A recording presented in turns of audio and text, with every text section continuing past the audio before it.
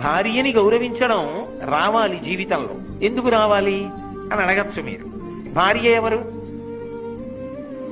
ఆమె నాతో కలిసి పుట్టిందా? నాతో కలిసి పెరిగిందా? నాతో కలిసి చదువుకుందా? ఎక్కడో పుట్టింది, ఏ ఊళ్ళోనో. నేను ఓ జిల్లా వాడిని అయితే ఆమె ఇంకో జిల్లాకి చెందిన పిల్ల.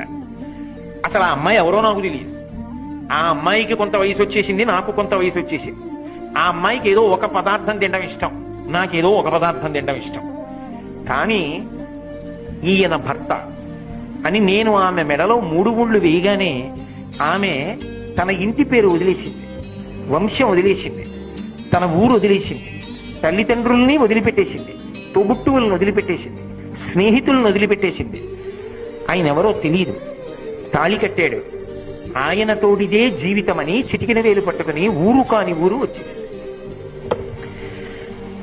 ఆ అమ్మాయిని సుఖపెట్టడమే నీకు చేత కాకపోతే, ఆ అమ్మాయి కిలకిలా నవ్వేటట్టుగా పలకరించడమే నీకు చేత కాకపోతే, ఇక నువ్వు ఎవరిని సుఖపెట్టగలవు జీవితంలో?